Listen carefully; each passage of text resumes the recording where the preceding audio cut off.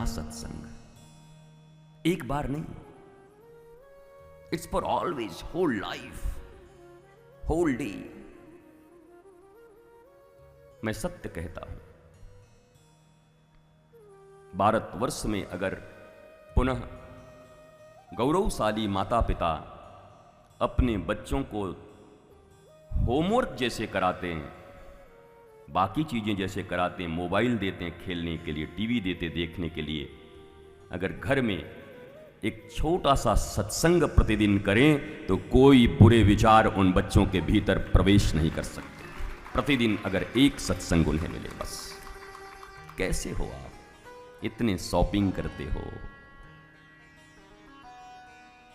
और आप भी देखते हो कि उन्हीं बच्चों से फिर आप स्वयं परेशान रहते हो। ये क्या तरीका है? माल खुद बना रहे हो और खुद ही उससे परेशान हुए जा रहे हो। क्योंकि उस दिन मैं आपको भी दोष नहीं देता, क्योंकि आप भी तो मैकोले की ही शिक्षा के परिणाम हैं। आप भी तो इसी भारतवर्ष में पढ़े हैं, इसी कॉन्वेंट के हैं। तीसरी पीढ़ी है जो बर्बाद हो चुकी है। हमारे गुरुदेव कहा करते कि 3 पीढ़ियों के बाद कोई भी गुण अस्थायी हो जाता है, फिर उसे मिटाने में भी 3 पीढ़ी लगते हैं। भारतवर्ष को भी 3 पीढ़ियां लग जाएंगी।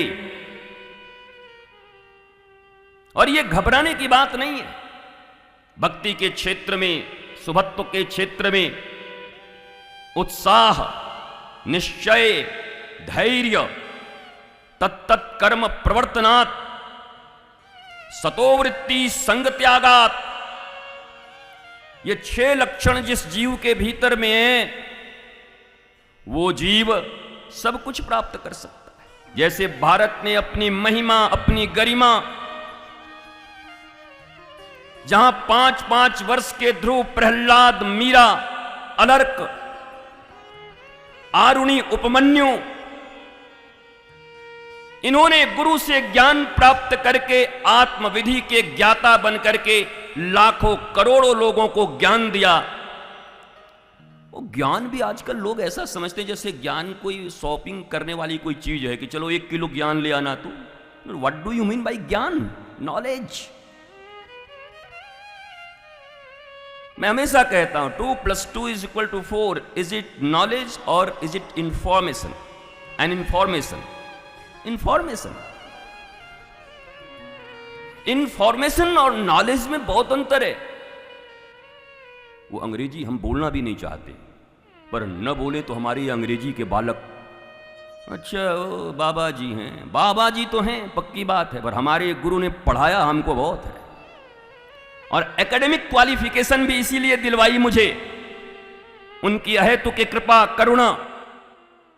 कल कोई ये न कहे कि दाढ़ी बढ़ा करके, कपड़े पहन के और हाथ भिक्षा के लिए लेकर धन के संग्रह के लिए ये आदमी निकल पड़ा है। इसलिए मस्तक को पकड़ करके बोले, इधर आ, मैं तुझे जीविका की विद्या के साथ साथ जीवन की विद्या दोनों देता हूं। तुम्हारे स्कूल में जो पढ़ाए जाते हैं वो तुम्हारी जीविका की विद्या है, वो तुम्हें सिखाएंगे हाउ टू अर्न मनी। और गुरु चरणों में जो विद्या शास्त्र के द्वारा तुम्हें दी जाएगी, वो तुम्हें सिखाएगी how to learn money. Money का चरित्र क्या है और उसका सदुपयोग और दुरुपयोग कैसे होता है। भारतवर्ष अर्न टू मनी सीख रहा है, जबकि देख रहे हो अमेरिका, स्वीडन और जापान इस दुनिया के सबसे श्रेष्ठ देश हैं। मैं लगातार कह रहा हूं वहां पर व्यक्ति इनकम इतना ज्यादा है, पर कमाल है, रैशनली देखोगे तो सबसे ज्यादा पागल वो दर्ज है उनके देश में कि कितने साइको पेशेंट है।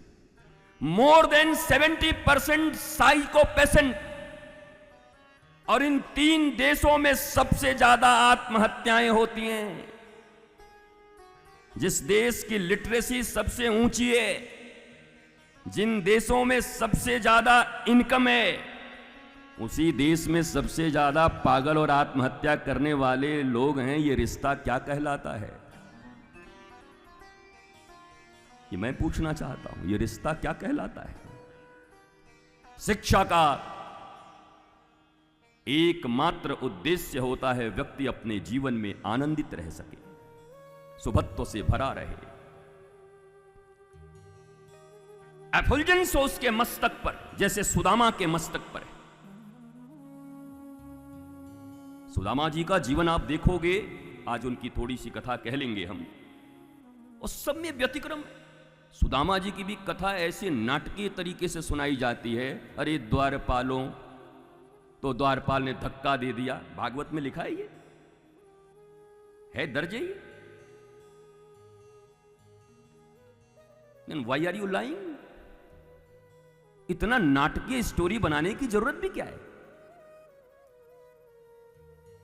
अरे एक लंका सोने की है जिसका राजा रावण है, जहां अपने भाई को भी धर्म कर्म करने पर और रघुपति का पक्ष लेने पर लात मारकर हटा दिया जाता है।